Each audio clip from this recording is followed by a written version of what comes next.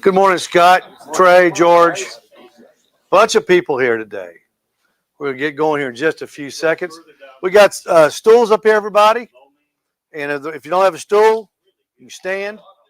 That door's going to be a little cold, but that's all right if you brought your coat. That's good. Probably nobody will be watching the show because everybody watches the shows here. But y'all come on in. Come on in, everybody.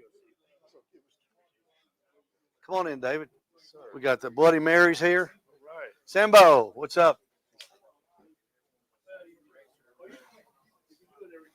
Hey, come on in. Good to see you. Good, yeah, Jeff, good to see you. We're getting ready to get started, fellas, okay? All right. Hey, did you bring Trenda? She's on her way. Okay, good. I've got our chair out, too. Okay, great. Does she still need that chair? Yes. When she gets here, let me show you where they're at real quick. Come here, Sean. We'll get going here, buddy.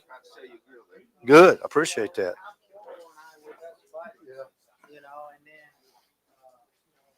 She can grab one of those right there. Right there, Steve. All right? All right. And if she needs the other one to put her foot up, okay, that's perfect. All right? Yep. Appreciate it. There you go. No, everybody sit there. We got a couple chairs there. We got to save Steve's wife a chair. She got a broken foot, or was it a foot or ankle? Ankle. Yeah. Come on in. Everybody, come on in. Good morning. How are you? Everybody good? Everybody got a drink? Jeff, come on over. We got plenty of places to stand back here, y'all. We got plenty of places back here. We got it on the television, so you can watch it too. Sean, let's get started. Okay. Everybody, welcome. Thank you so much for coming. This is our Chateaubriand, because I like saying Chateaubriand, in our prime rib workshop. First thing we're going to do is we're going to do the Chateaubriand. Sean, if you want to come in here and get close on the Chateaubriand, we're going to make it. The Chateaubriand is part of the beef tenderloin, and it's buried inside this thing, okay? Now, real quick, I've got a couple illustrations on the television I wanted to show you. So just take a second. That's where the beef tenderloin comes from, right there on the cow. There's 2 per cow, plus heated seats and automatic door locks. There's let's see. Here is the actual chateau, the tenderloin broken down in the chateau to get to the Chateaubriand. It's a very, very small piece of meat that's in there. And the reason it's so expensive because there's so much waste that you have to take off to get to it. But the waste isn't waste. You can use it to make, there's enough fat on it that you can use it to blend and make hamburgers. On the tips on each side, you can even make little steaks out of it if you want to. But that is what's commonly called the Chateaubriand, the most tender, the best piece of meat on the entire cow or steer. There's what it looks like. Pete and I did we've cooked y'all some. We're gonna have samples. So we cooked them this morning. Where's our chef at? Oh, is he? Okay. And we'll have the state troopers here. What? Okay. Anyway, there's the Chateaubriand right there, and there's the full tenderloin right there. And here is a picture of the Chateaubriands tied up before they go on the smoker. And of course, you can put these in the oven if you'd like. You don't have to have a grill. The way we cook these, we put them on the pit barrel grill right over fire, about 2.5 feet above the fire, and we rolled it on the grill. So it's kind of a hybrid barbecue and a hybrid grilling of it. So it turned out they're good. You'll like them. They're really good. Let's see. We went over that. All right, good deal. All right, let's get to carving. All right, first thing you want to do. Can everybody see the TV or see up here? Shake your head up and down. Everybody say yeah. All right, good deal. First thing you'll want to do is come over here. You're going to take that entire end off, okay? Now I've got this thing. Obviously, you're not going to throw that away. That would be that's a wonderful steak to grill right there. We'll turn it around. This is the little floppy part. We're going to take that off right there too. And these things are really kind of they're really bizarre. If you've anybody ever done one, George, they a lot of the fat in the you can take off with your hand. They'll come, they'll pop right off like so. Mm-hmm. Exactly, a whole lot of silver skin. So I just like to go through, and what we'll do here is we'll take this we'll start taking this fat and silver skin off on this side, but we're not even close to it yet. And obviously you want to cook this stuff really, really cold, or you want to trim it when it's cold because it trims a lot easier.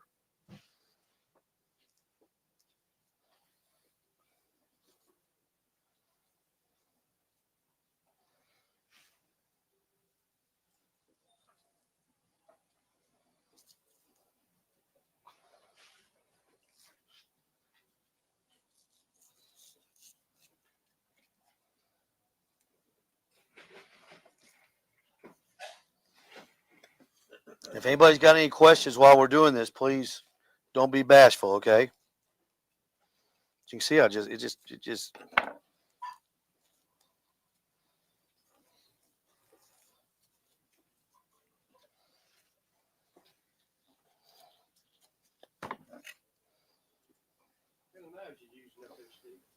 that is a Tram Montina. You can buy that at the Sam's Club for about $6. It's not a big deal.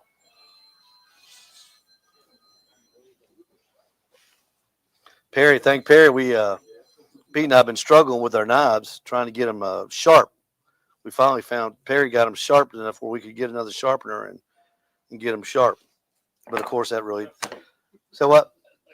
Oh, they're terrible. Now, right here, this little muscle. This is called the chain. This is if there's an important part of doing this, this would be it right here. You want to find. That's the bottom of it, okay? On the top of it, when you look at it when you go to like Publix or the grocery store to buy it, wherever you buy it, it's going to be in there like so. You're going to see this part. And there's a little fat vein that runs right through it. And this is called the chain. And that's the part you want to get off of there. That's what's going to get us to the Chateaubriand. And I like to work it with my fingers just so I can kind of see where I'll be cutting. I don't want to get into the good part of the meat, but I want to make sure I get that chain off.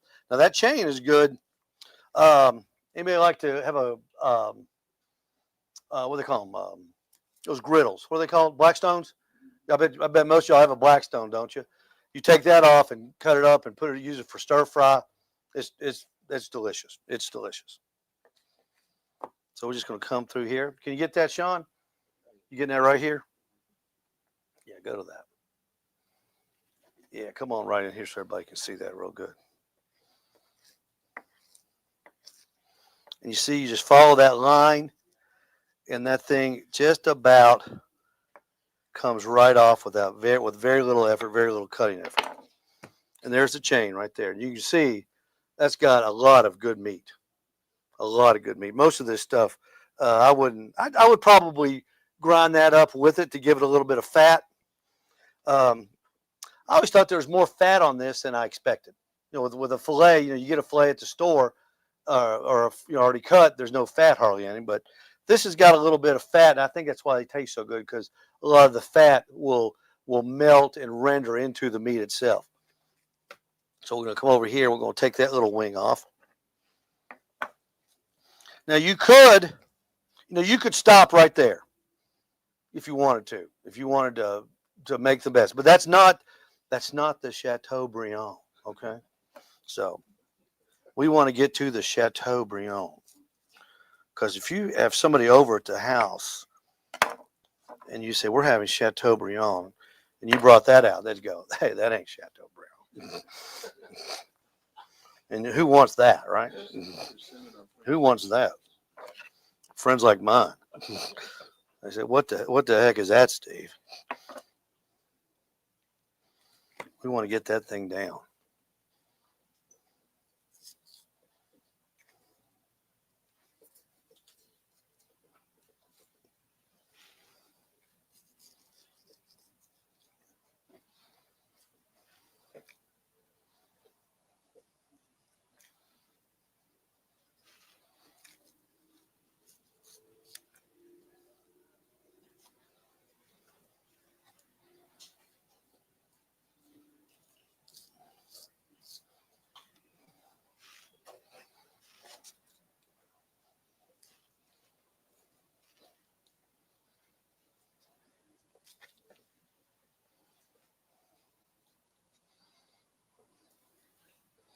We want to get that bottom part off, all that lumpy meat. It's still good to eat. I mean, there's nothing wrong with this at all.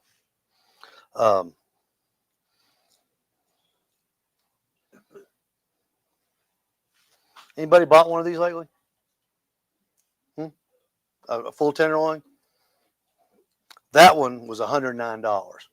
So you can see how expensive that is. Where'd you get it? Publix. Yeah. American dollars? Yeah. That was on sale. Probably. Yeah. Right 16.95 a pound. So right now you get the standing rib roast for $6.99. You can? Yes. Really? I bought a 95. Really, bro? $5 one yesterday. Still got some there. They only do it one time a year.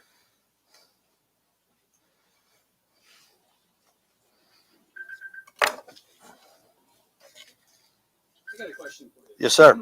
So do you find that the fat renders differently or anything when you're comparing grain-fed versus grass-fed beef? I don't know enough about that.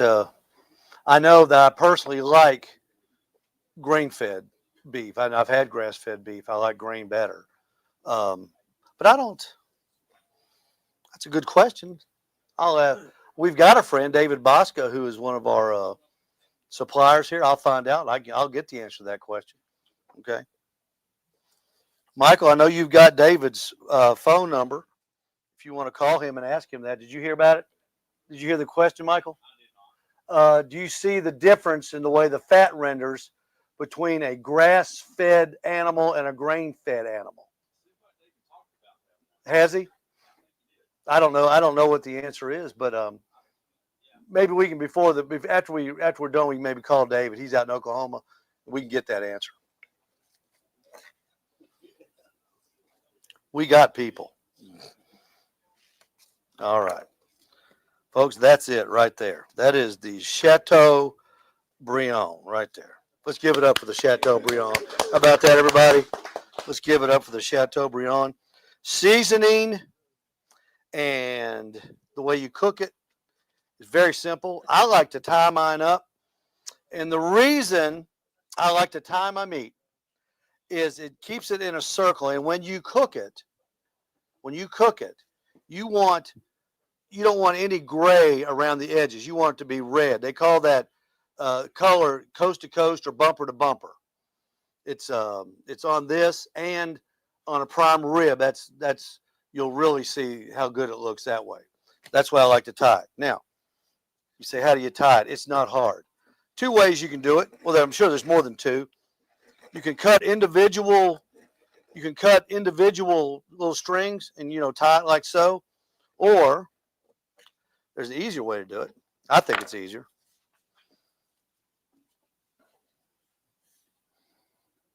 Take that over.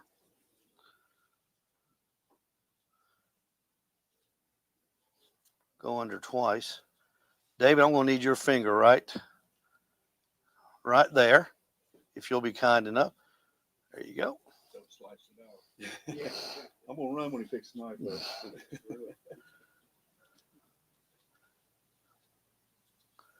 Hang on a minute, Don. I don't think I got it. It's hard tying it with the gloves. At least it is for me. There you go. Got it? Perfect. Thank you so much. And then what you'll want to do, it's very simple. Put your thumb like so. Take your string around. It's easy to do on this. And when you come back around, go in the top of the little loop that's made. And pull it through. And then tighten it up. Put your thumb there again. Go around. Go through the top. Pull it through. Pull it taut. Same thing.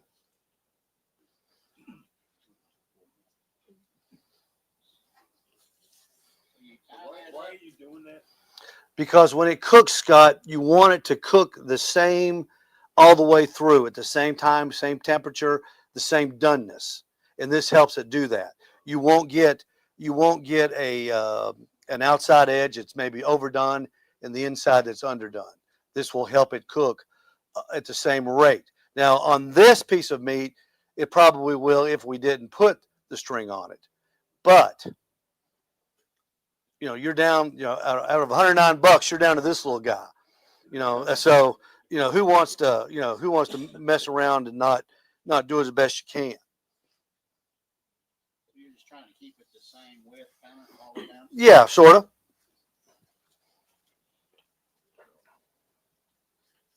Of course, it's going to be thicker at one end because that's just the way the animal is. Plus, it looks cool.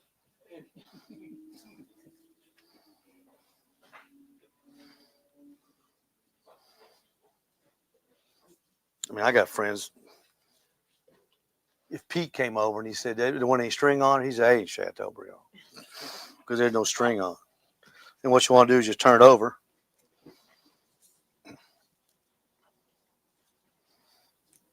David, I need you one more time. Alrighty. Right there. Perfect. There you go. Alton Brown couldn't have done better. Oh, he's good. And that's it right there.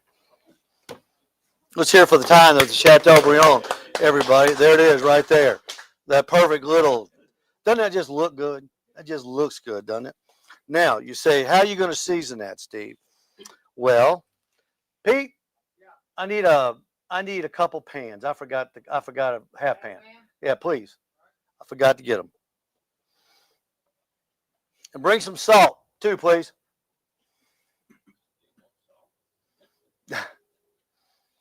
I've got a salt problem. I like salt. Jeff, can y'all hear okay? Can you see? Jason, can you see everything? Good deal. Good deal. Is this the most expensive cut of meat on the cow? Good question, Bill. I would say probably for that little amount, there's two on each one, two on one on each side. I'd say for what you pay for that, especially if it's not on sale, I'd say it probably is. Yeah. Unless you count oxtail, because oxtail takes forever to cook and to get tender. So what you probably save in money, I don't know if anybody's ever had oxtail. It's terrible. It's horrible. And you got to cook it forever. I mean, forever. And what I like to do is what I'm going to do, before I cook this, I'm going to let it sit in the refrigerator overnight. Okay, so I'm going to take my Pam. That is just Pam olive oil, and you can use regular Pam. Squirt it on each side.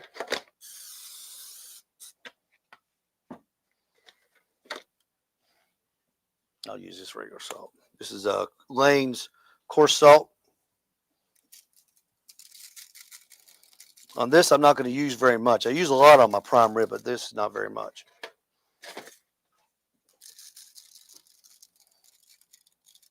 At least by my standards, it's not very much. Everybody's probably saying, "Good Lord." I'm pretty sure it's not regular salt. It's probably sea salt or kosher like that. And then what I would do now is I'm going to put that in the refrigerator, open, not covered. And you can do that for you can do it up to 3 days. Now, if you ever want to age it, if you've got anybody got a garage refrigerator, you keep your beer in and stuff out there where it's not open very much. You could take this and put it on a little riser and put it in that refrigerator if you wanted to get really creative, and you could let that sit in there 9 or 10 days, just like so. And you're thinking, wow, that's crazy, but that will make this taste even better. It'll dry it out. And what that salt does, the salt penetrates the meat, but it also draws the moisture out of the top. So the top will get really crusty and really good. And then the inside, you'll cook it, medium rare to medium rare, however you want it done. Now, to cook this thing, I cook mine. We cook this at about 285 degrees over an open fire. It took us 1 hour. It's a very quick cook. And we pulled it when it hit about 132 degrees. And we put it in the holder that we've got set at 130. And that will rise to 135 to 140, which is perfect medium rare. And I don't like mine mooing at me, but I don't want it overdone either. So a pit barrel cooker, and we've got one out there, and we can show it to you after we do this, Charlie. It's a barrel that has a grate on it. You would call it East Carolina style if it was barbecue. Yeah, and heating the bottom of it, just cooked over direct flame instead of offset or like a pellet cooker where it's got a deflector on it. It had no deflector on it. You get. Oh, it is? Okay, good deal. Yeah, Roddy. We've discussed this before, but I can't remember the details. You said that when you age it, that it will end up with some sort of coating you need to knock off. If you age it a long time, it will. But at 9 or 10 days, you won't get that mold or that funk on it. Now, Jason, have you got yours in the ager, Jason? Did you put them in today? And how long are you going to do yours? 30. Will you get some funk on yours? The proper term for that is called pellicle. You can actually trim that off and grind it into hamburger. It makes pretty much a dry aged hamburger. Jason wanted to teach the class, but I wouldn't let him. He's just trying to show me up. So how do you clean that off? Carve it off with a Just knife. carve it off? But you won't get that at 9 or 10 days. But you will get a piece of meat that will taste a little bit. It'll taste a little bit better. And you can do that on a New York strip. It's good to do that. You can do that on an entire prime rib, and that's what Jason does, a full prime rib. How big are yours, Jason? The one I'm putting today is about 22 pounds. Okay, you doing the whole thing, or are you going to cut it up? I'm doing The whole thing. So you're going to do all 7 bones. Bone in or bone out? I'm doing bone in this time. Okay. They haven't been trimmed off though. It's whole, still in the crowd bag. Yeah. Okay.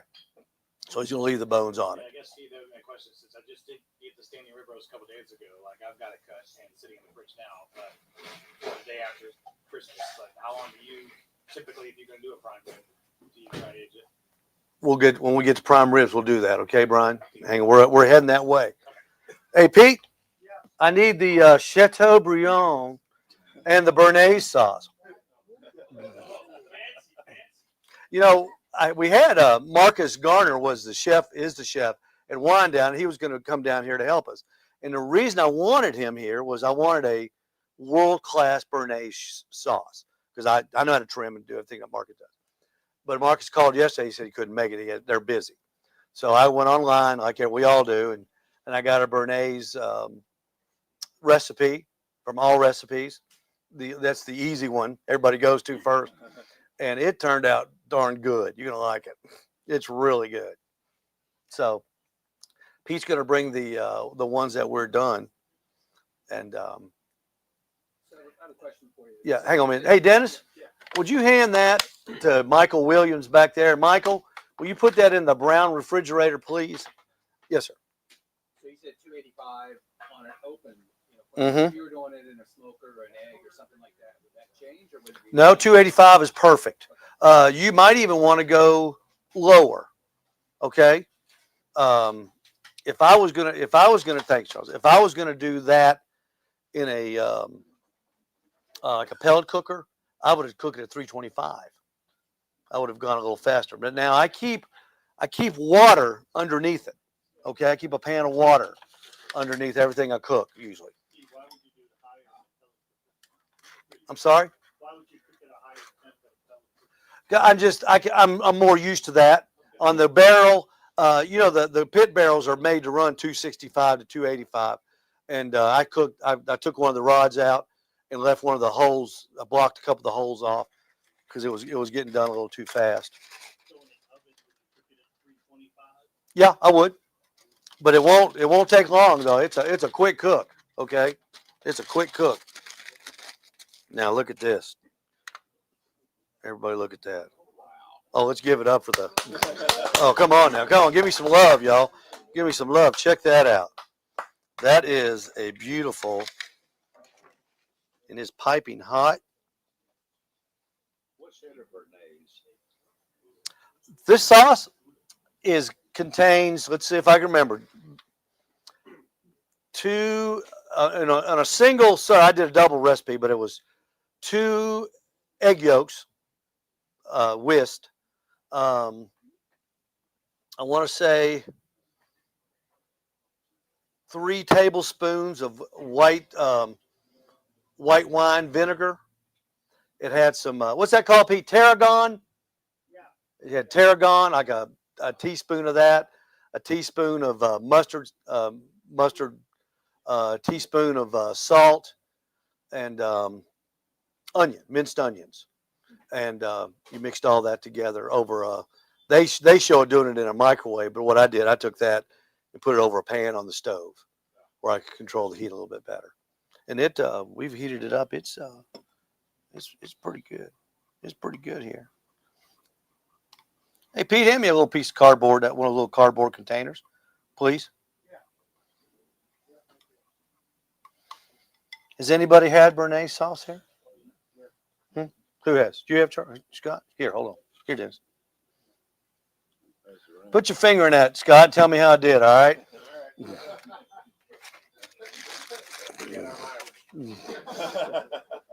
I'll talk slow. Is that Bernays sauce? Is that what it's supposed to taste like? I always wondered, is that when you make something the first time you've never had, you go, All right. Sean, come on over. Let's see. Let's get, I'm right-handed. Can you come over there and let Debbie, so make sure Debbie can see, just kind of squat down and get that on the, ready? Hang on a minute.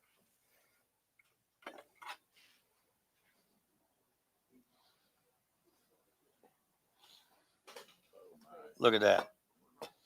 See, that's got a little bit of a smoke ring. Scott, see that color? Yeah.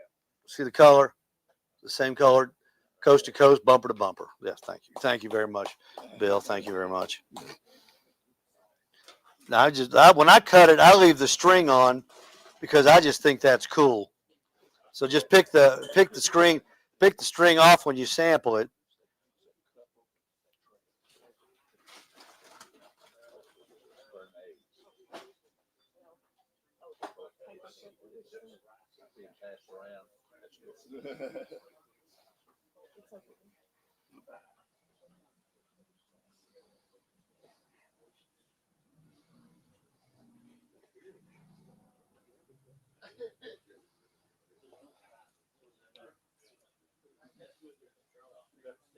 It's stable.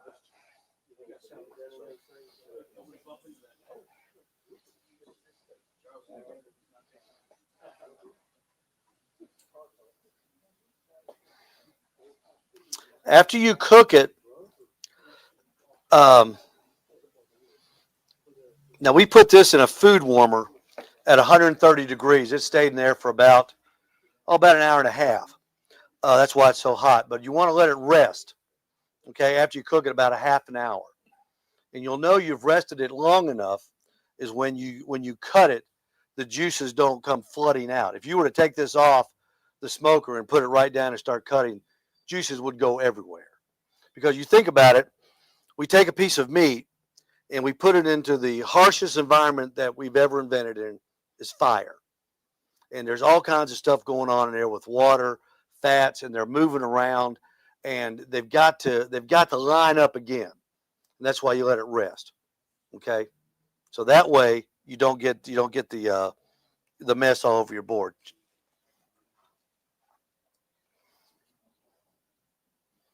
At end piece. Y'all might want to fight on that. Fight over that. Burnt ends. Yeah. Chateaubriand burnt ends. How cool is that? How cool is that?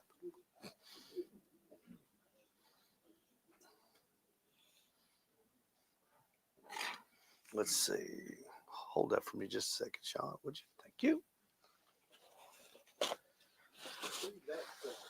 That class you had some time ago, where you brought in the Wagyu brisket. Mm-hmm.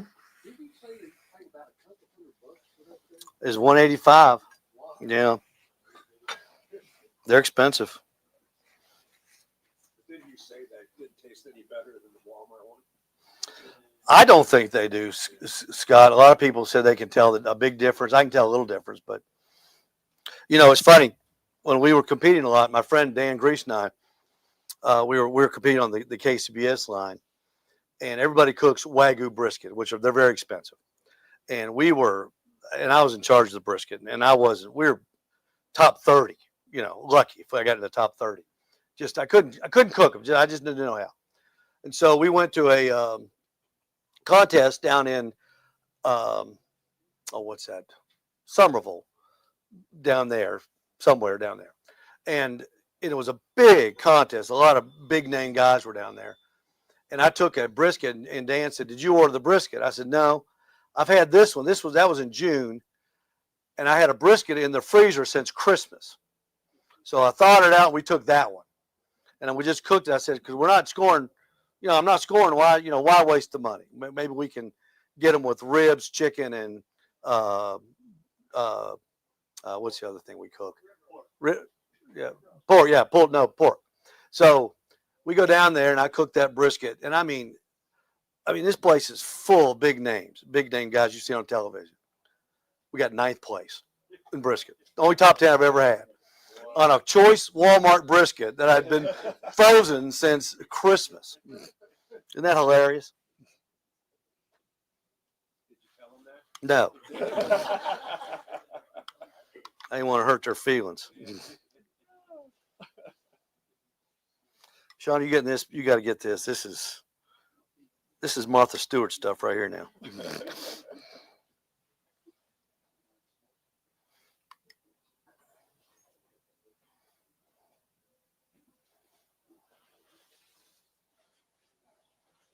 Steve, after you let that rest with the salt on it, are you putting any other spices on it when you cook it? When I cook it, not on this, no, not at all.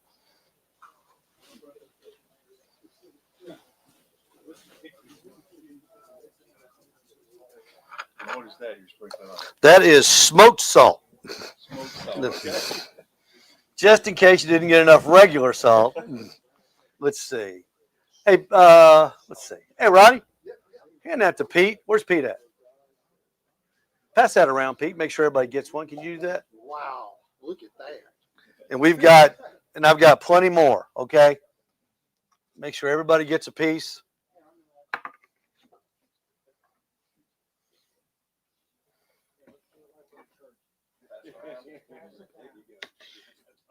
Yeah, if that thing came back with 10s and 20s on it, it wouldn't hurt my feelings. All right. Yeah. Look at that one. That's good. That's good. That one's got a little bit more juice still in it. This must come from the left side. You got that thick of a ring after an hour or so? Pardon me? You got that thick of a ring after an hour or so? Yeah, it was, and you know, Brian, it wasn't really. We really didn't smoke it. I guess I would call grilling it. Just didn't grill it. You know, yeah, still got a good, nice little smoke ring on it.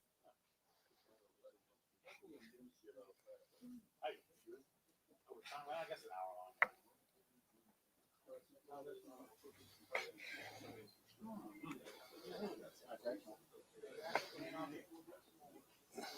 Steve, this thing's unbelievable. Is that good? I've been playing for an hour just so you can see it. Yeah, that's true. I don't think you get it much tender. It's pretty tender. It's like a crud season. Yeah. I'll take it. A lot of it has to do with that. Somebody who asked about the knife. Somebody asked about a knife. You can't get that one at Walmart or Sam's for $6.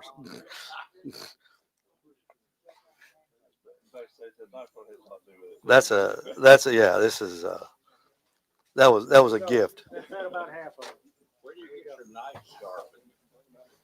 Here at Owl's Nest Barbecue. We spend time. Thank, where's he at? Right there. Perry helped us. Perry helped us a lot. Do it yourself then. We got some more from Does the sauce taste good on it? Is that good? Is that good? Can I hear you're the man, Steve? Can I hear that? Thank you so much. Thank you so much.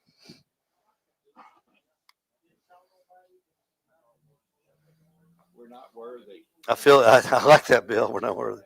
I feel like the lead guitarist for what's that band?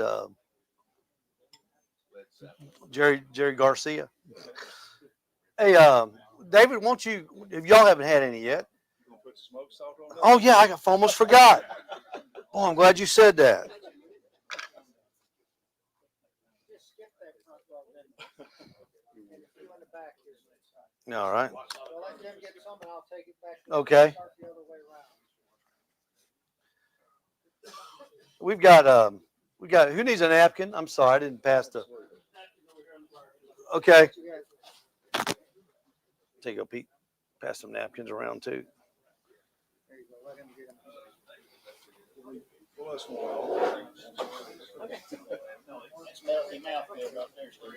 That turn out good? Is that good?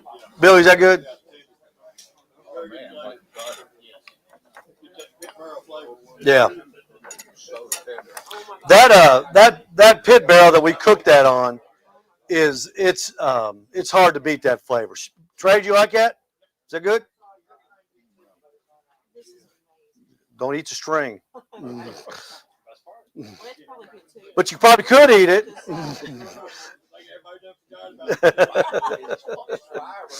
Everybody's gonna be in the emergency room tonight. What the heck?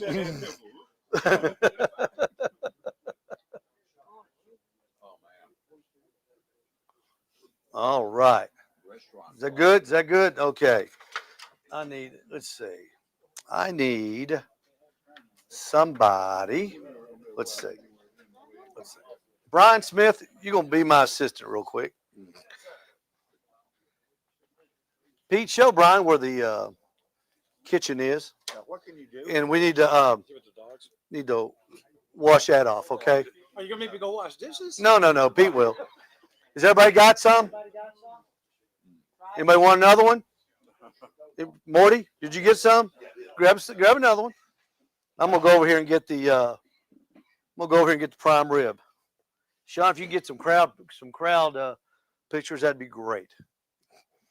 Steve, I got a response from David on the grass-fed versus. What did he say? He said that the fat doesn't render any different between the two, but the grain-fed has less marbling in it versus the grass-fed. Okay, did you get that? The fat doesn't render any differently, but the grain fed has less marbling than the grass fed. So it's good. Did you get some? Oh yeah, good stuff. Was that good, Dennis? Did you like that? Good. Jeff, did you like that? Good, good, good.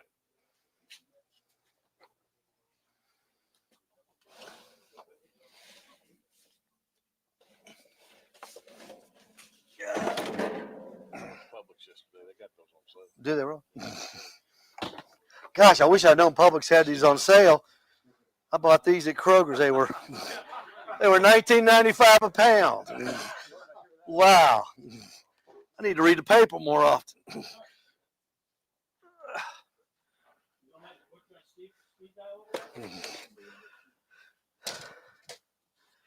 All right. Has everybody gotten a chance to sample the Chateaubriand?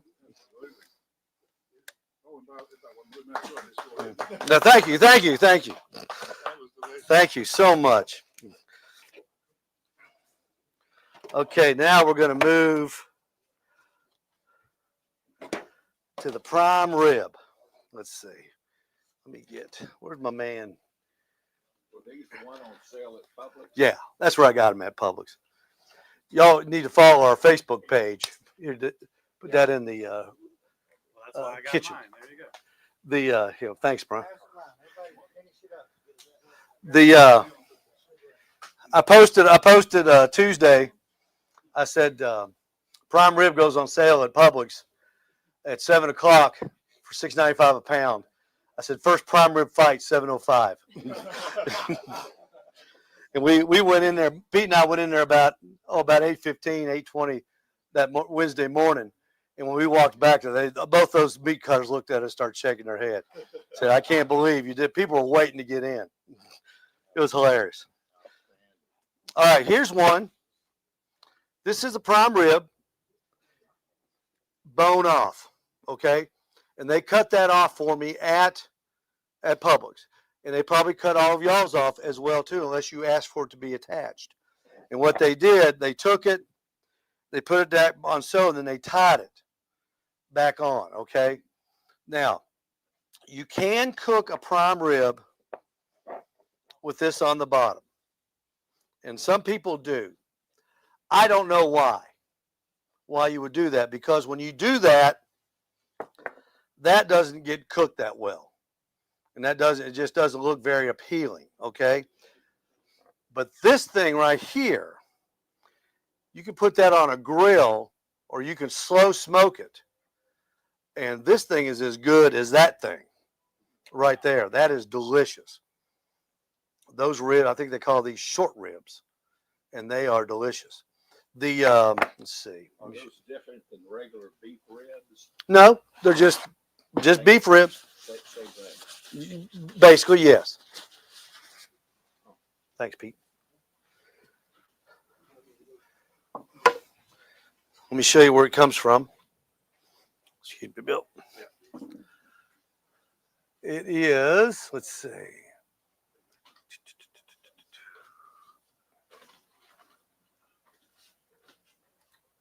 Prime rib comes from the rib cage. There's 13 ribs on each side of a cow. There's 26 all total. The prime rib section is ribs 6 through 12. There's 7 bones, okay? This is, the front part is a little tougher. The back part is more tender, okay? So if you can, I don't know how you would tell the difference. It's still all pretty good. It's all pretty good. Then you see you got the short loin, sirloin in the rounds all the way in the back of the cow. Let me just show you all this real quick. When we finish trimming, I tie up the ribs and I put them in salt and I put them in the refrigerator for a couple days. And I've got a video here. Let's see. I'll show it twice, okay? Can everybody on this side of the room see it? Okay. No, that's not it. That's not it.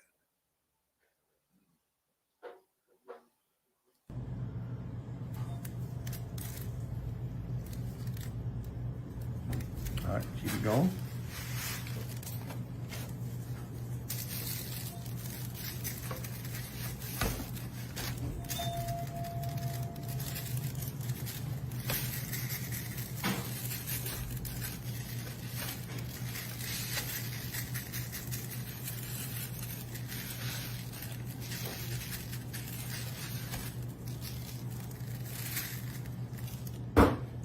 Then you're going to put that in the refrigerator for up to 3 days before you actually cook it. All right, that's good. Now, who's tall? Dave, you're taller. Or Bill, can you just reach up there and turn that so everybody over here can see it now? Let's see. Well, I'm Maybe I not can tall, but I've got a long arm. There you go. All right. Can everybody see that over here? Okay, we'll show it again. Hang on now.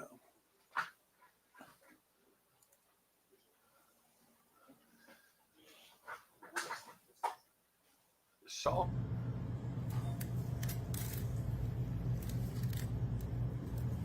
All right, keep it going.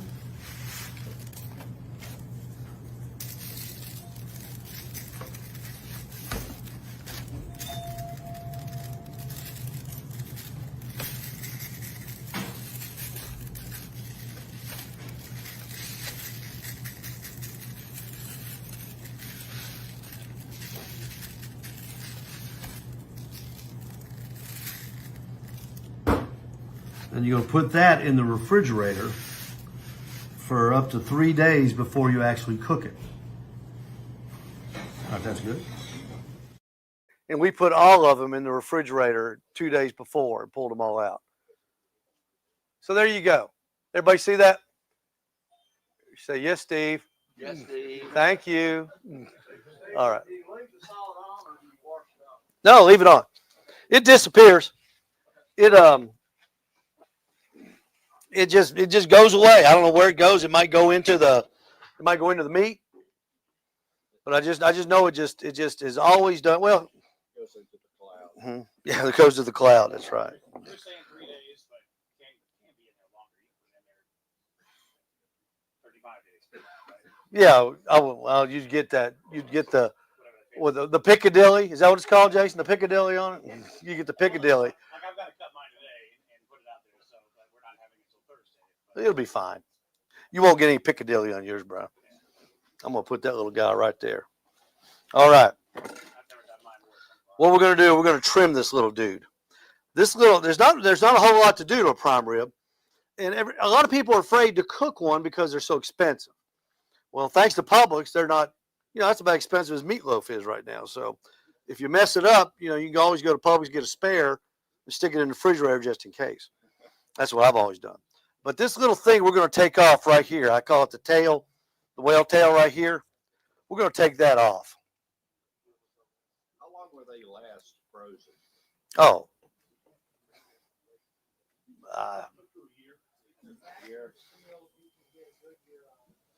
Maybe more than that, Bill. Now that's got a lot of meat in it. This part, you can see this much down here is pretty much all fat. But you could run that, maybe chop it up a little bit and run that through a grinder. Good hamburger meat.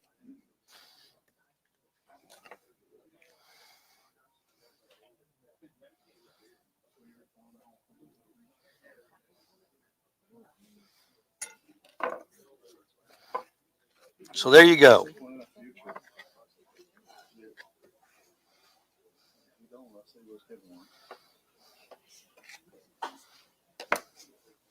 So there it is. That's what you want to look at right there. Okay. Now, a lot of people will tell you to take this fat off. Take the fat cap off. I disagree. I have always left it on, and what I do is I score it.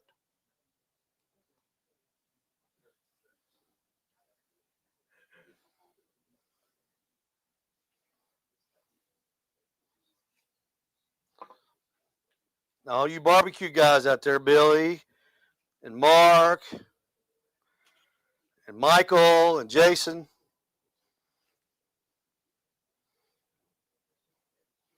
what do we do this on? Pork butt. Exactly. That's where I got the idea. It looks so good on a pork butt. Why do we not do it on a prime rib? So what's the advantage of doing It looks cool. You'll see.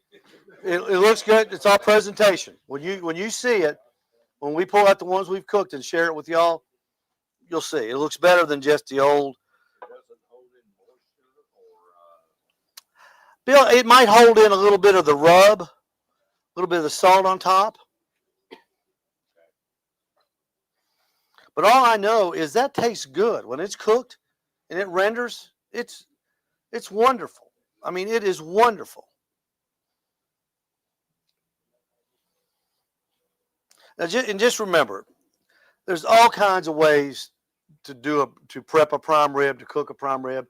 Some people, I've heard people put them in the oven at 500 degrees, cooking them for 20 minutes, and then turn the oven off and let it get cool. And there's all sorts of ways. I'm sure it works, but this is just the way that I do it, and we've always been pretty successful doing it, and they always taste good.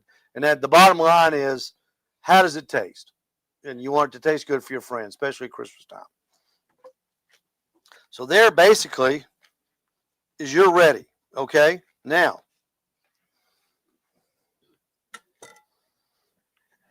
hey Pete, will you bring me a half pan, please?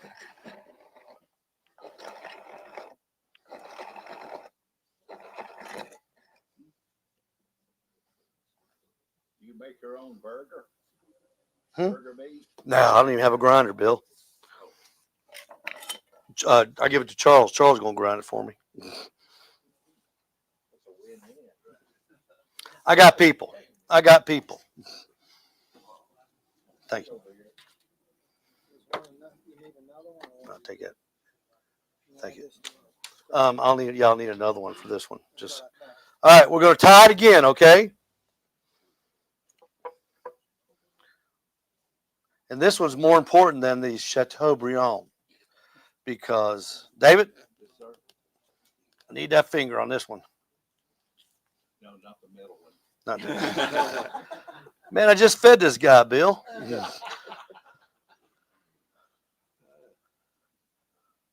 I'm not gonna bite the hand that feeds me. No way. No way. There you go. And what you're going to do is you're going to do the same thing. It's a little bit harder to work with, but you want to make sure, Sean, get there. You want to make sure that this little part is straight. That's the key to it. And of course, you got a longer string, so it takes a little bit more time. But you want to cinch it good.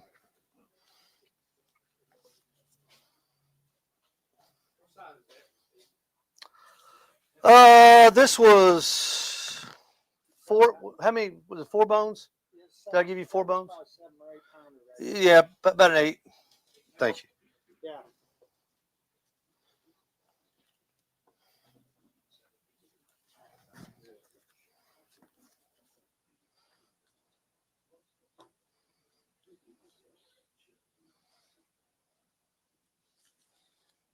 Steve, you know, we got an unusual scene here this morning. What's that?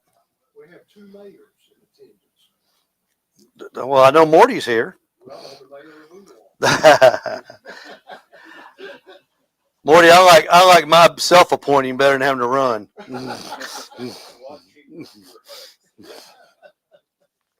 with what you got. So you got that tied up real good? Grenade in here. You just flip it over again.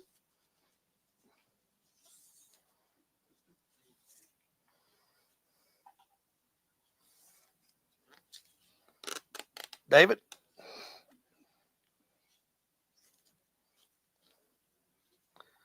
Well, you're handier than a 3-run homer. You know that?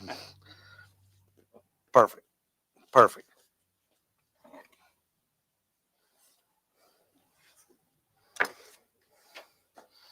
Now look at that. Does that not look good? Let's give it up for the prime rib, all right? Let's don't lose our enthusiasm. We want the prime rib to be as good as the Chateaubriand, okay? So now we're going to take that little guy right there, okay? Now we're going to salt it, right? Just like the video had. We're going to salt it up, and then we're going to put it in the refrigerator for a night, a couple nights, maybe 3 nights, okay? And then Then remember, we just cooked the Chateaubriand without anything on it because the salt in the meat is perfect, I think. Now, that doesn't mean you can't put something on it, okay? On the Chateaubriand. If you want to put a rub on it, you can. But I like to use, there it is, right there. That's my favorite. That Swine Life beef rub. That hits on all taste buds. But the big umami from Tuffy, that's from Malcolm, the all season, all purpose rub, Heath Ryle's beef rub, and David Bosca's Grilling Addiction, which is the best selling rub in the store. It's good on everything. But I just like the flavor that the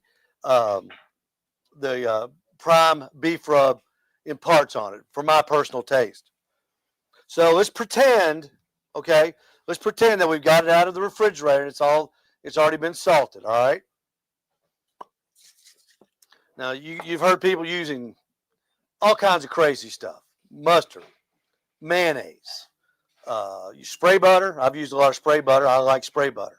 But you just want something to hold it on. That's why I use the olive oil or regular pan. It's easy. There's no cleanup. Did you put ghee in a sprayer and it passed through the? And I've never done that, Bill.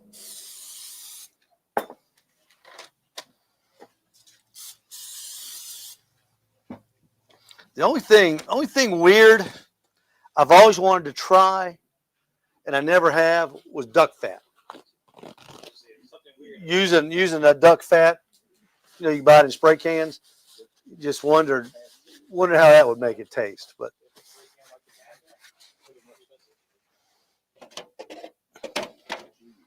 all right.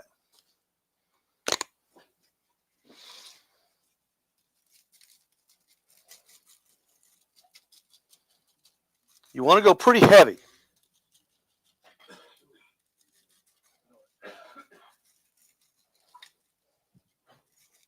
And if you're thinking, boy, he didn't do a lot of trimming, there's not a lot of trimming on a prime rib. Now we're going to do one with a bone in it. There's a little bit more. But if you're thinking, boy, it seems like it should take longer, it doesn't. It doesn't. There's just not a whole lot. There's not a whole lot to it.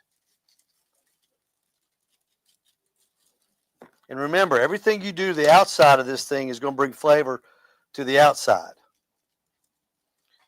But the only way to get something inside, flavor inside, and I guess you've seen people put garlic cloves in them. I guess that would give them a little flavor. I don't think it would give them that much. You could inject. And if I was to inject a prime rib, I would use vegetable stock, not beef stock. Because the thinking is this. You've already got beef, right? So we know it's going to taste like beef. Vegetable stock will add another flavor profile to it that will taste good with the beef. So that's what I would use. But I've never injected a prime rib. I've injected briskets, plenty of briskets, but never a prime rib. When you put it in the fridge, is it covered or uncovered? Uncovered. Mm-hmm. What's the difference? In what, Bill? Covered versus uncovered. I've never done it uncovered. I've never done it covered. I've just always done it uncovered. And folks, that's it. That's it.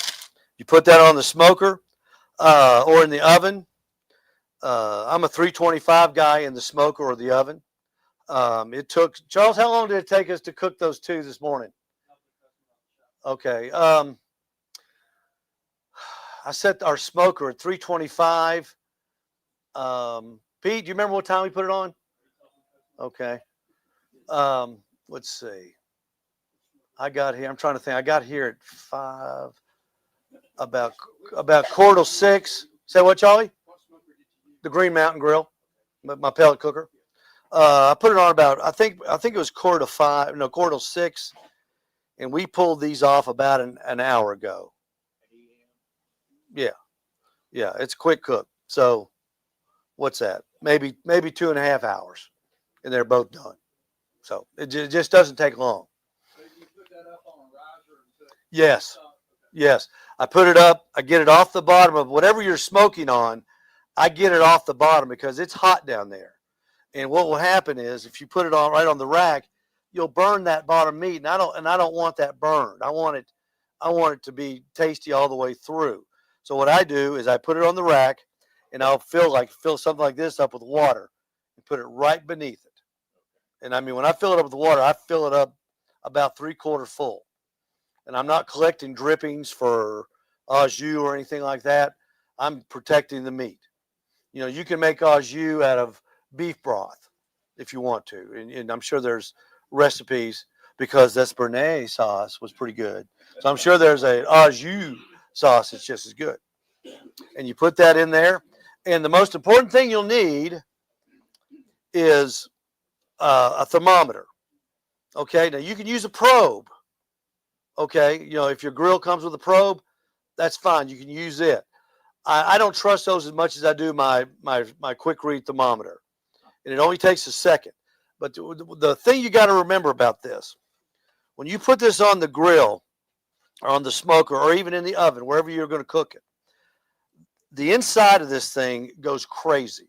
The water starts moving, the fats start moving, the protein starts accepting heat because it's going to cook from the outside in. It's not like a microwave. It doesn't cook from the inside out. It's the outside in. So if you were to take a temperature reading here, you might get, say if it's getting close to being done, you might get 110. Okay? Then if you take it here, you may get 130. Or if you take it here, you may get 150. But in here, you might get 95. It's going to be all over the board. What I suggest to do is pick one spot and go with it. And I go right in the middle, halfway. I don't even worry about the ends. I want it right there. And when it hits 130, 132, I take it off and put it in the rest. You know, just take it, put it in full, put it in a pan, full over it. And if you got a holder, most ovens have a hot. You can put it in an oven. You can turn temperature down to 130 and let it rest for about a half hour. You know, or as long as you can. Okay. And that's it in a nutshell there. Now, let's see. Brian, hand those to Pete. Have him put those up, would you? We'll put those in the kitchen. Thank you so much. Brian knows where the kitchen is now. All right. This is one. It's got the bones in. Okay? Now, a lot of people like to serve it this way. And it looks cool. When you bring that baby out and you put it in front of somebody and it's got them teeth sticking out of it, that looks pretty neat. The only problem with that is when you serve it, you got to serve it between the bones. So you've got a big hunk of dinosaur meat, and you know 2 people can share it, or maybe one person might eat the whole thing. But it's kind of it's not very. It looks good, but it's not very efficient way to serve it. When we take the bone out, you know you can cut. You know you can cut where out of this thing you could probably get 1, 2, 3, 4, 5, 6, 7, 8. Probably 9 good slices. You're going to get 1, 2, 3, 4, 5 with this one because you can't cut through that bone. I mean, you just can't do it. So, but we're going to do it that way because I have done it that way and served it that way, and it does look pretty cool. So, what you're going to want to do, you want to come in here, and I had already started it yesterday. Just got cold and closed up on me. There it is.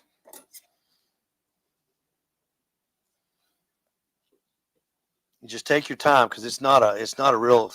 The butcher does it real fast, but I can't do it real fast. And if I can't do it, you probably certainly can't do it. You are right.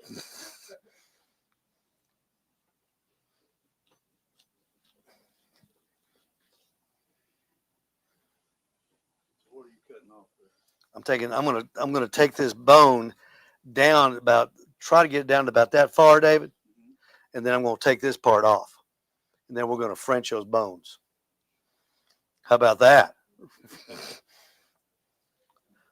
Man, Martha Stewart's got nothing on OOLTEWAH, does she? I got to thinking, I opened up this gas station, and there's one guy in here, Perry Collins, who's known me since day one. 41 years ago this Christmas Eve, 1983.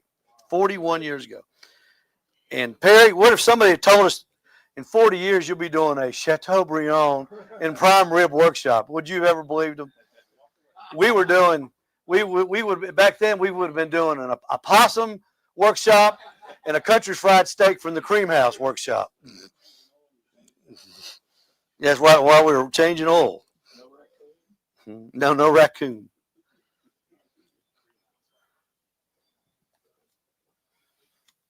All right, that's good right there.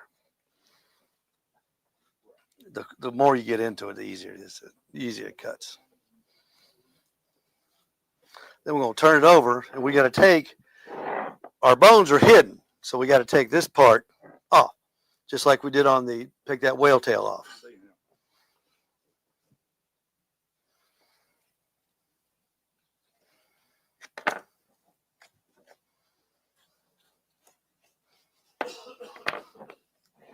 So Steve, if I don't have a grinder at home, what's another suggestion for that piece?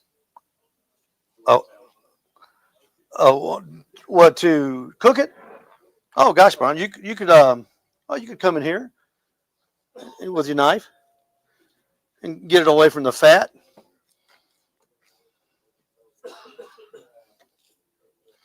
Cut that up and yeah, stew or that'd be pretty good stew. I'd use that as a stir fry. Put that, get some of those onions and pepper medleys, and there you go. Put it on the smoker, grill it.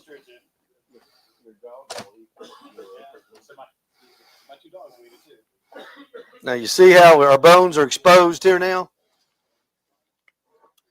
What you want to do is just come down in the middle.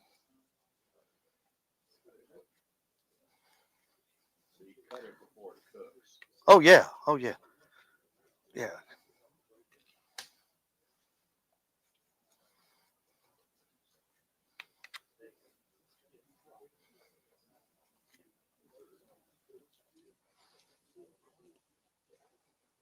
Why are you tossing those pieces and don't leave them on the bone?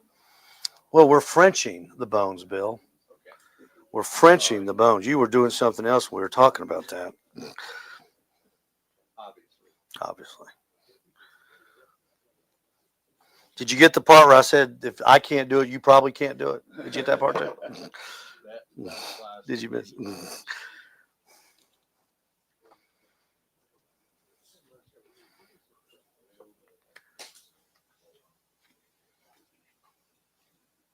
I always lose track where the bone is. These guys have,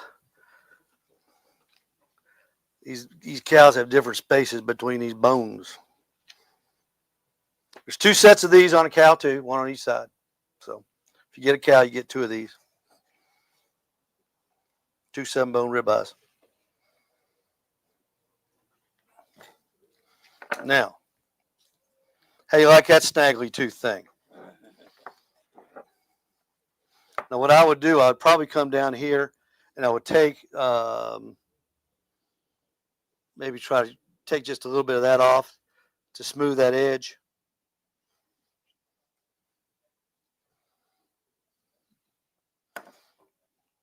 And there it is.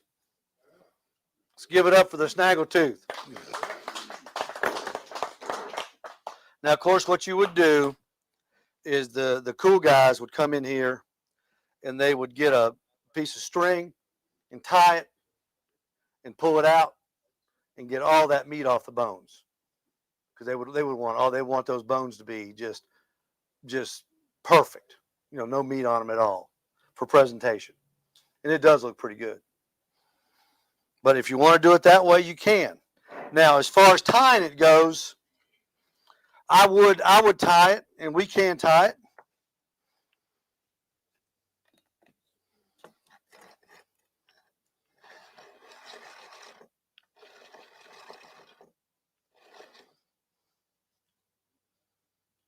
Isn't that thing cool? That is. Isn't that cool? Amazon.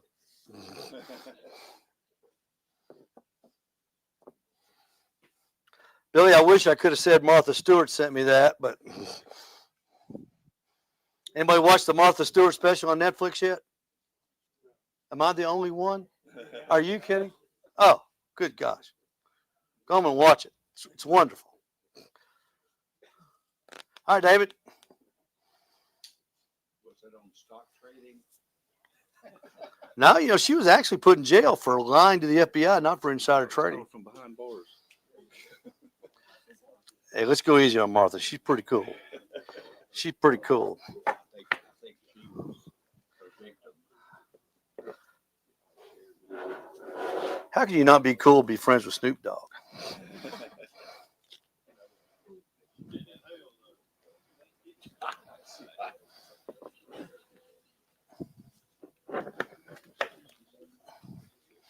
This was pretty easy to tie because you go right in between the ribs, and this just gives you a good guide. Oops. Uh-oh. Pull too hard. That's what happens when you get Amazon. Well, you guys get the gist of it, though. You want to tie that one up as well, and we won't do that. I'm not going to waste your time watching me tie string. That's boring stuff. But I would definitely tie it, and I would work on these bones a little bit more to get the, there's still a lot of meat on there, and I would work on those just to make those look good, because it's Christmas Day and you want to put on your best dog. Okay, so with that being said, Pete, I need some prime rib. Yeah, I want them both. Let's see here. Let's see. Bill, would you take that and put that in the kitchen? You know what the kitchen is. Just hold it like that. Just put it there in the kitchen, and I'll get it later. Brian, if you would follow Bill to the kitchen. Thank you so much. This is kind of like going to a Gallagher show. You don't want to sit in the front row.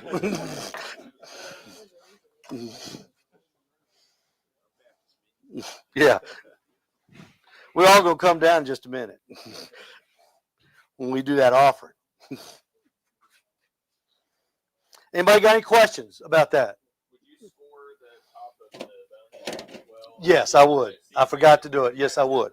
Yes.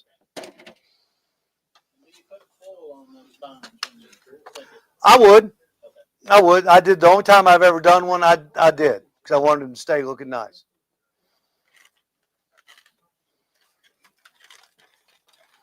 Okay. We did these prime ribs. We did 2 of them for you. And we did this one. I made a slather. Jason? Is Jason still here? What is the proper name for a slather on prime rib? Do you know? They call it slather, don't they? Yeah, that's all I know. Yeah. I hate calling something when it's not the proper name. Okay, slather. Okay, we're good then. All right, good deal. The slather. Now, just sitting there, check out that. There's your start to some pretty good au jus right there. And you can see just letting it rest how much came out of it, redistributing. So that's pretty good. Man, that's good stuff right there. That smells good. Now we made a slather, and I've got, would you hand those out? I think we got enough for everybody. That's the, there's the slather recipe, and the other is the Béarnaise sauce recipe. And both came off the internet. I did not perfect either one of these. I copied them just like we all do, then take credit for it. I took that to my car, right? Oh, did you take it to the car? I got a question. Yeah. So just answer the phone in there. This guy's got a bunch of old gas, and he wants to know if he knows anywhere where he can recycle it or whatever. Did you say how much you had? No, he didn't say. He can put it in that tank next to the building if it's less than 5 gallons. Okay, all right, that's good. Okay. Yep. Now this has got on the top of it, it's got the slather. Now I did cross cut this one, but you can't see it that well. But the slather stayed on there really good. And read what the slather, it's at the bottom, the ingredients in the slather. Okay, so we got a half a cup Kerrygold butter, tablespoon butcher barbecue grilling addiction, 6 garlic cloves or 6 teaspoons Spice World olive oil garlic, a teaspoon of thyme, a teaspoon of rosemary, and a teaspoon of black pepper. Now, does everybody know what Kerrygold butter is? Irish. Go to Publix and look, say, I want the most expensive freaking butter you got. And the guy will he'll bring out 2 sticks of Kerrygold butter, and you get to give him $7 for 2 sticks of butter. It's from Ireland. It must be from somewhere. It must be from heaven. All right, we're going to get into this prime rib. Here's the moment of truth, everyone. It better have everything in it. It better be salted with a hint of bourbon.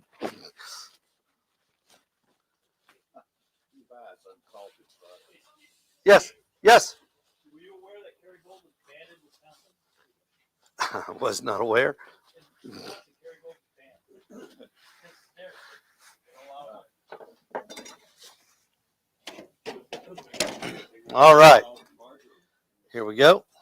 That's because there's a bunch of Germans up there.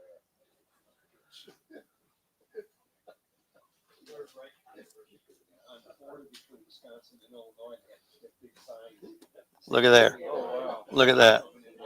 Oh, that is righteous. Look at the smoke still coming out of it. Perfect color. Oh, that's nice. That's nice.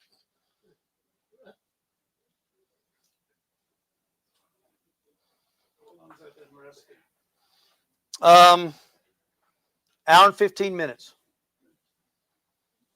Now it's been rested in a holder that was set at 130 degrees. How long did it cook? 2.5 hours. That's what we got it figured. 130 degrees? Pardon me? 130 degrees? The holder? Yes. Now, if you don't have one, Charlie, you don't have to let it rest in a holder, obviously. You can just put it on the counter and just keep some foil over it, and it just won't be as warm, but it'll still be,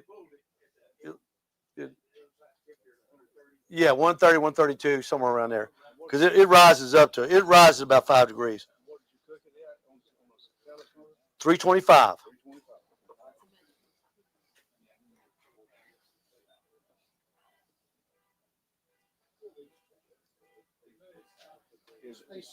Yes. You put the rub on before you cook? The rub on the prime rib? Before I cooked it? Yeah. Oh yeah. Oh yeah.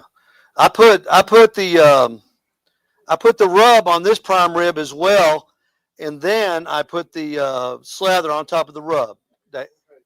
Roddy?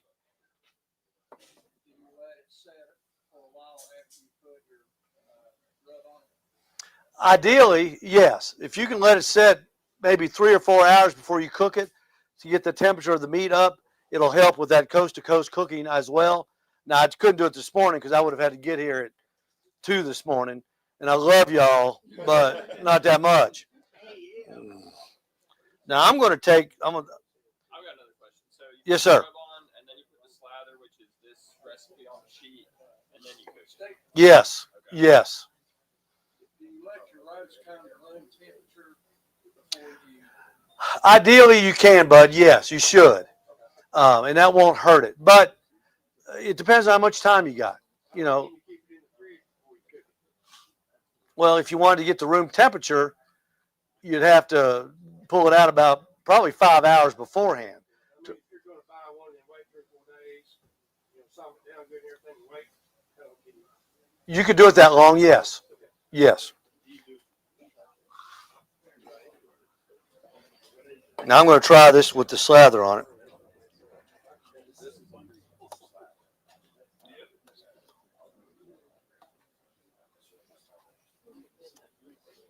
Man, that's good.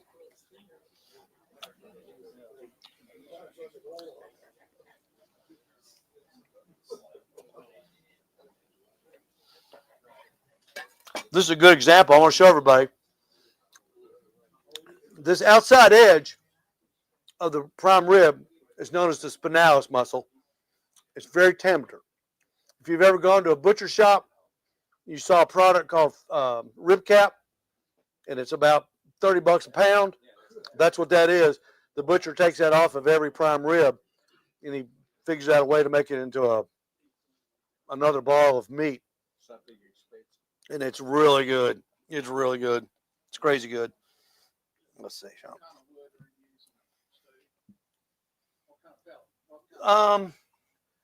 Is that sweet? Jeff, look behind you. What pellet's that right there? That's the one I use right in the middle. Yeah, the sweet. It says sweet something. That's it. Bear Mountain Sweet Barbecue.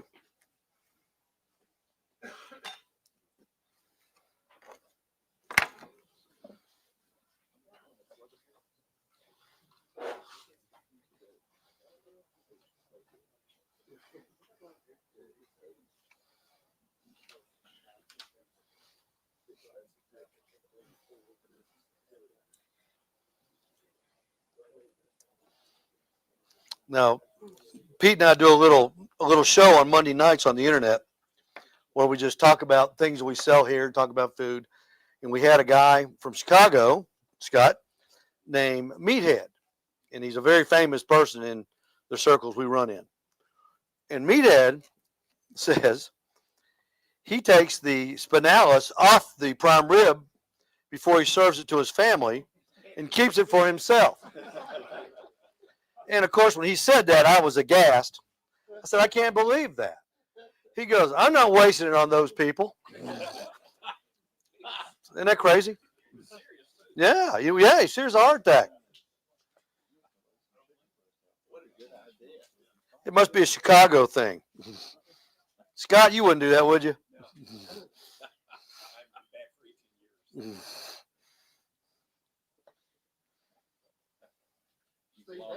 Lost that influence. That was good with Meathead. That was it's in the archives. You want to go back and watch it. He's a very smart man. Yeah. Meathead's a big believer in thermometers, and so am I when you're cooking. I always have my thermometer. But that being said, if you handed me a normal size ribeye with a grill and a pair of tongs, and you said, cook this to medium rare, Steve, and I'm not going to let you have a thermometer, I could probably do it. Not that I'm a great cook, but I've just done so many of them. I know about 4 minutes each side on a hot flame, and you about got it. And I told Meathead that, or something like that. He got all over me, boy. He said, no, you got to have a thermometer.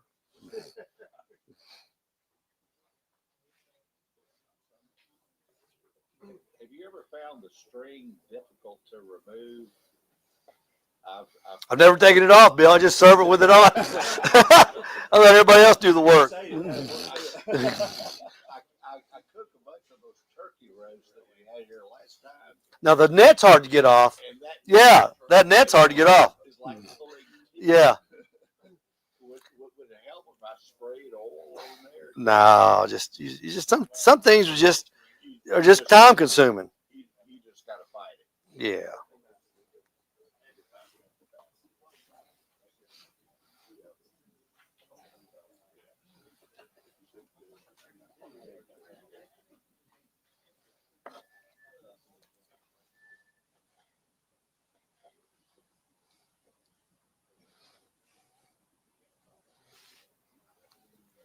I think we almost got enough because we've got another one we're going to cut too. Let y'all sample it. Remember, this is the one that we put the slather on it. I think that slather is pretty good. It's worthy. It's worthy of doing it. But still, it only flavors the outside. It doesn't do anything to the inside. Okay. The only way you can do something to the inside, like I said, is inject it, or when you're eating it, introduce some béarnaise sauce to it, or some sort of a sauce or something like that. But see this one right here, that's a beautiful, you see how that thing surrounds that, almost that whole upper edge has got that spinalis on it. That's a wonderful piece right there. Yeah. This one doesn't have a very big one though, so this is a good one. They said that these were all choice prime ribs. They're not. Prime rib doesn't mean it's prime beef. It's just what they call that part of the cow is a prime rib. It's actually a subprimal with the whole rib cage being the primal part. All right, let's see. Hold on. Steve, I'll ask the other class and stuff I've been in. I'll always ask the same too. Do you notice that much of a difference between choice and prime? Yes.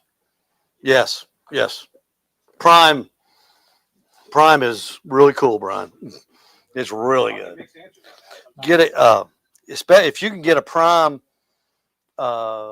tenderloin, it would be, oh my gosh, it'd be $300 for like we did. This one $109. All right. Let's see, David, will you do the honors? Because Pete's over. I think those guys over are talking. They've heard me talk about this 100 times.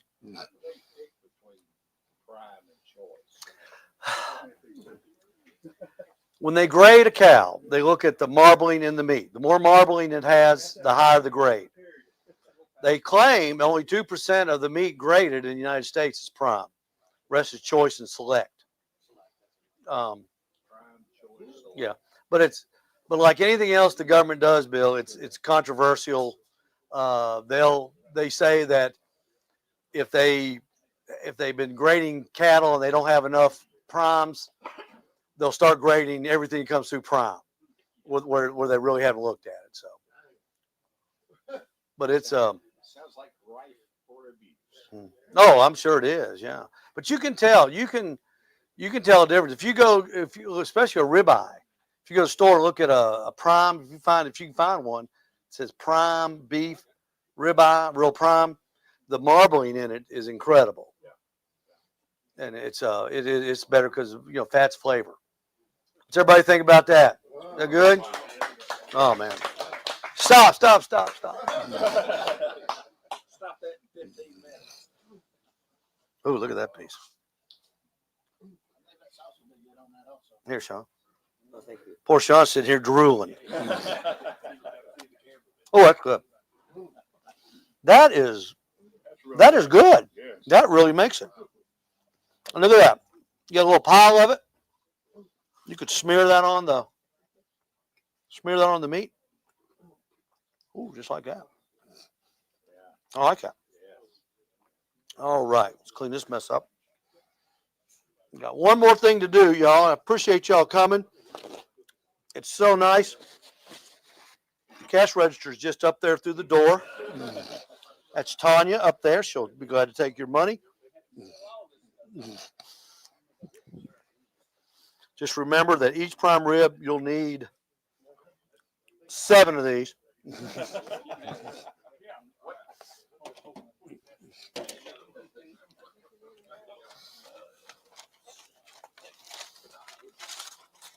Now, this is one that we did where we just put rub on it with nothing else. We did the salt, of course. And, here's a good, remember what we talked about, cross hatching the top? Doesn't that look good? I mean, that looks better than just a smooth top. And I'm going to tell you something. Oh, my God. You pick these little things. That's as good as pork belly right there. I'm not kidding. That's as good as pork belly. And there again, there's your au jus in the pan. You use this on the end. What's that, Bill? That container on the end. Yeah, that's the one. That's the one I like to use. These are all our top sellers here. But prime beef rub. It's by Swine Life Barbecue. That's Mark and Jamie Williams own that company. They work for Malcolm Reed, but they've got their own little company too. They're really good. They're good. Good cooks. Good cooks. It is good. What do you taste this? This is good. Steve, another question. Yes, sir. Another cook another day, but are you buying these standing ribs and making ribeyes out of them too? No. You don't slice them up for that? Pete does. But you bring up a good point. What's the difference between a rib roast and ribeye steaks? Well, ribeye steaks are you take the slices and you grill them. With a prime rib, you roast it. You slow cook it. And believe me, it's That's- total different in the texture. So if you think you're gonna do a prime rib like you would a steak and get the texture you're gonna get out of there, it ain't gonna happen. Yeah. All right, Sean. Are you buying the big ones at Publix today and making ribeyes out of them? I'm buying everything. My freezers are all full. Oh, look at that one. Look at that. I slice them and then I vacuum seal them. I'll do probably 40 or 50.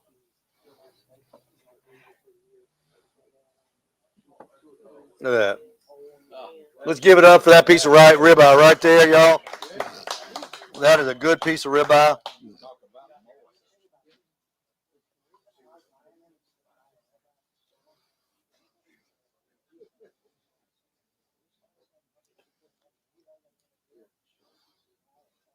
These are good, and you can do the same thing at your house.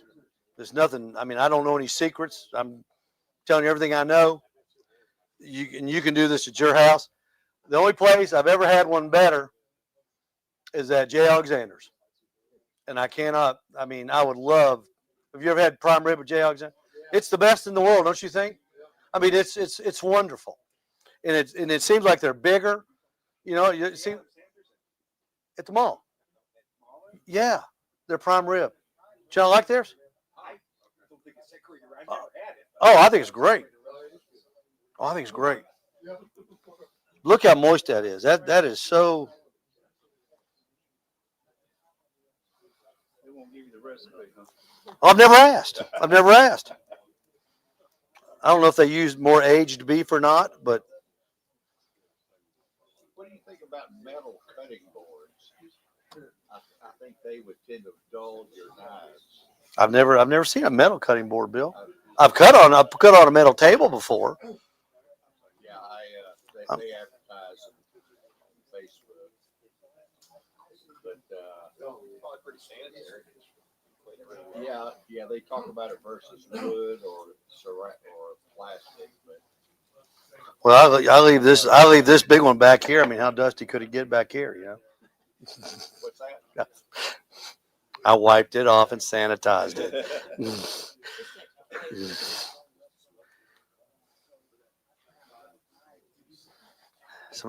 One time somebody said, Steve cooks good, but everything tastes like a gas station down there. I like heresy.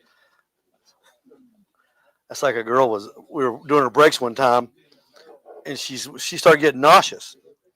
I said, what's wrong? She goes, I keep smelling gas. I said, you think?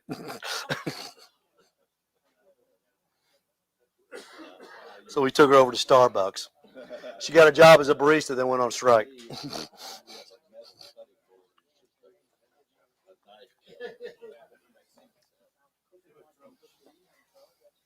Of course, it's Facebook and it's got to be true. I keep waiting to come in one morning. Sean says he's going on strike in support of the baristas at Starbucks. Call in Elon. I know a barista.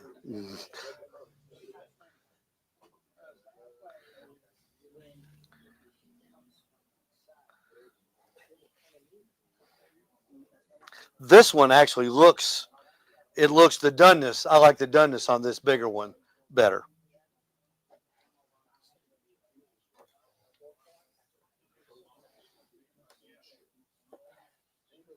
What was the difference between this one and the previous one? We cooked them the same amount of time. I think maybe that was smaller, and it probably cooked a little bit more as it when we took it off the smoker, and it wasn't as rare as this one. But seasoning wise, they're seasoned and cooked relatively identical. Yes, exactly. Oh, the slather's different. Yeah, well, the slather, we used a slather on the first one. Yeah, this one not.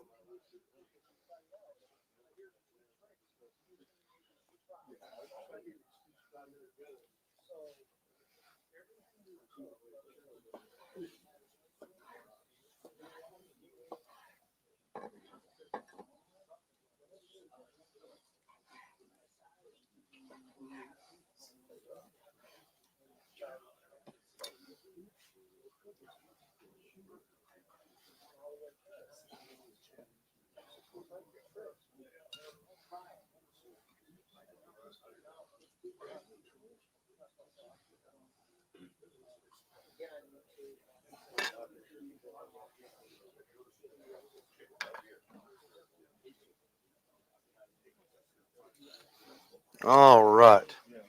Here you go, Pete. Take these around, please. We got plenty more. Yeah, this is the second one. Are you using that Bernays sauce on that also? No, we can though. If you want some, Mark, we've got it right here. You sure Put a can. little right here, and if they want to dip it in. Okay, we can do that. Yeah. Put a little right there on that edge, and then if anybody wants to dip. Because when I was doing my research, Google Bernays sauce. Steve, I think that one's better than the first one. I think so. I think so. I think They're both the phenomenal, but that's I think the really good. tenderness is better on this one. There you go. That is amazing. Amazing. And then there's a Bernays, just in case you want to put some on. It's up to y'all. Did you want a copy of those? Did you? Okay. Did everybody get a copy? Did I make enough? Yeah, there's more of that.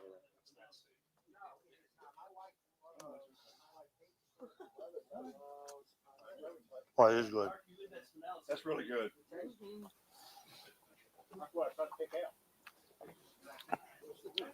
You know, the one at J. Alexander's, though, believe it or not, it's got a less chewing resistance than this does. If you can believe that. It's just, it goes through, it's, I don't know how they do it. Less tug.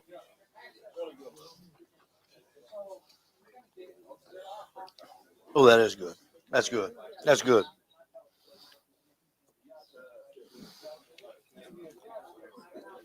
That's good. Who, Scott, what do you like with yours? Horseradish or au jus or anything? Both? Y'all, I'm kind of a horseradish guy. Yeah. Horseradish? Yeah, I do too. Yeah. Yeah, that goes without saying. A little horseradish would be a little hard. And I've been served horseradish. Really? Requesting and thinking I'm getting the sauce. It's, yeah. Perry, what do you like? Horseradish or au jus or anything?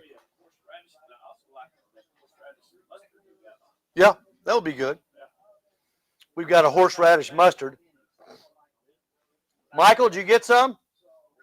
Did it? Everybody get some? We got more. If y'all want more, come on up. Okay? Serious talk. Come on, David. Y'all come on up. Here. No, Brian, come on up, man. That's what we got it for. That's what we've got it for. Here's Scott. So cut that in half. Have you ever dry aged with rub? Since it's got so much salt in it. Huh? Have you ever dry aged with rub since it has so much salt in it? Dry aged with a rub? No, I've always just used. Got so much salt in it. I've always just used salt. I've never. Wet aging. Is that what you're? It's in a cryovac, Okay, is that? and yeah, it's like a brisket.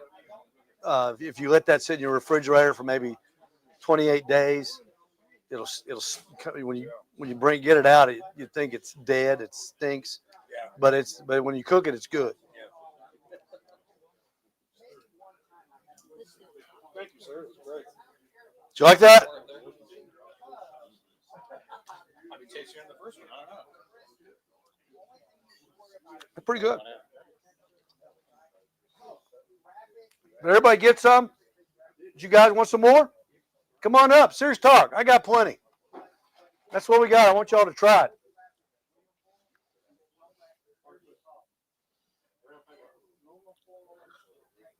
Man, that's good. That's good stuff.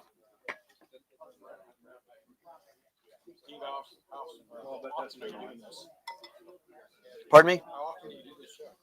Well, we do the show every Saturday morning. So at 10.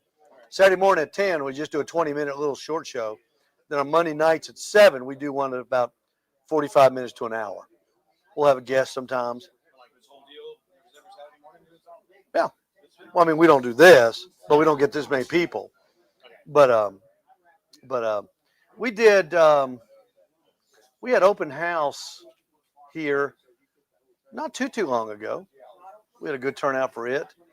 We'll be doing chili contest at the end of the month. That's a lot of fun. I hadn't even told the guys yet. Oh, that Bernays sauce is good. So it's normally Saturdays at 10 normally? Yeah. It just lasts 20 minutes or so. Nice sauce on it. Oh, I gotta try that one. Come on.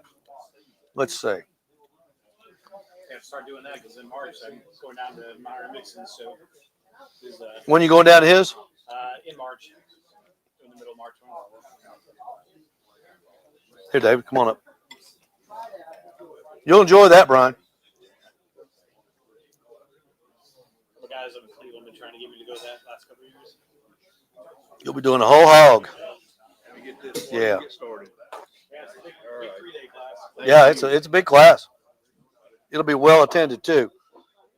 Yeah, this is two. This is a slightly smaller one. There you go, Sean. Oh, thank you. Say what? So he's got two. There's the big one, and then there's this one slightly less attended. Mm-hmm. But, He does a, big one, I guess, whatever. and he does a, I forget what he calls it. It's like a getting back to basics once a year, where you cook on a cinder block pit like his dad used to cook on, and it's real primitive. Yeah, Myron is, in my opinion, the best who has ever done it. Barbecue. People don't realize the things that he's been through to get to where he is. They had a sauce company, and his father passed away unexpectedly, and that's what the family depended on. And Myron started competing to sell his sauce, and he would have to go to hear Tuffy Stone tell the story. You'll almost tear up. He was going to these contests because they had to have the money. I mean, he wasn't going to just as a hobby. That's how they were trying to keep the boat afloat. And that he became, as far as whole hog, he's the master. Myron is the master. He's a very nice man too. He's got that persona on television. It's really rough, but I've met him once because I've cooked with Bill Wheeler. That's up in Cleveland. yeah, Bill's his man. Yeah, Bill's his right hand man. So he's been trying to get me to go down there. So Well, you'll enjoy that. And his son Michael's a fine fellow too. yeah, And David, he's got another son that is kind of behind it. You know, what's neat about, you call down there to order stuff from them, and he might answer the phone. Myron might answer the phone, or David, or Myron's wife, or it's a family-run organization. I mean, it's hello. Yeah, I mean, hello. No phone trees, or press 1 for rubs, press 2 for sauce, press 3 if you want to talk to the seller. None of that. It's just hello. Does anybody have any questions? Well, thank you, Charlie. Everybody enjoy it. Thank y'all. Thank y'all. Everybody get plenty to drink? Yeah. Bloody Marys, mimosas. We have beer, Cokes, water. We're not worried Okay, I know. Did you get enough? Good deal? All right, good deal. Everybody, thank you so much. That concludes it. Now get out there and buy something. This is not a museum. You buy whatever you want. I beat the crowd. Let's do a little show ending here. Thanks for watching, everybody at home. We appreciate it very much. Good job, Steve. Thank you so much, Bill. Appreciate y'all. As always.